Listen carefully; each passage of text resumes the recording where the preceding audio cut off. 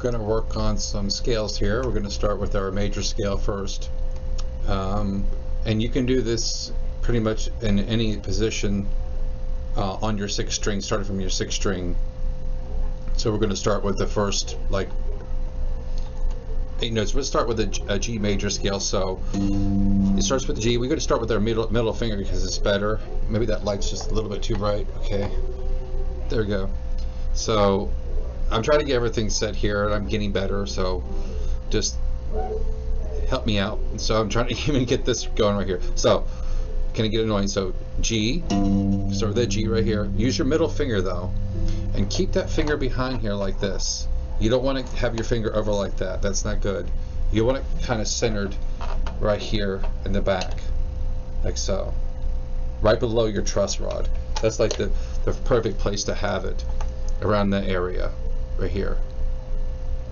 It almost seems like it's going to fall off, but it's not. So G, and then use your pinky, A, and then we're going to go up to B, B, and then C, and then D, and then E, and then F sharp, and resolves again back at G.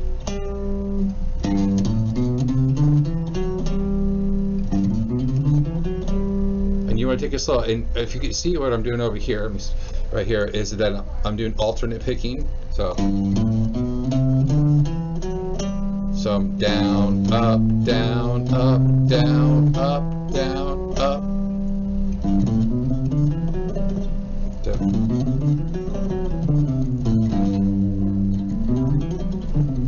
That's the legato stuff. And you can move up to, now you can move it up to the A position and do the very same thing. A, B, C sharp, it's the same shapes. D, E, F sharp, G sharp, resolves again in A. And again with the alternate picking. All right, you just don't want to go down all the time because you won't get the exercise coming back up. So down, up, down, up, down, up, down, up. And you can keep going with this from G to A to B, the same thing, same shape. Move it a half step to C. Alright, move again a whole step up to D. Move it a whole step again to E. And keep consistent with it. Keep consistent with your alternate picking and you'll be fine. Or F here.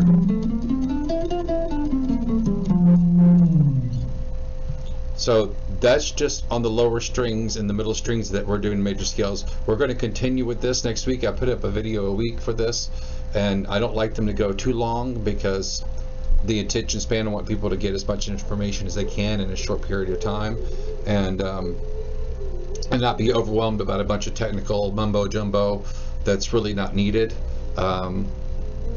But it's important that we know our majors, our minor scales, and our modes. And modes are very easy.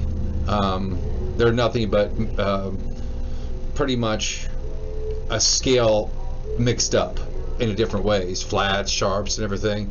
But it's pretty much the major or the minor scale, whatever, mixed all up. And it's figuring out what's the flats, the sharp, what works, what doesn't work.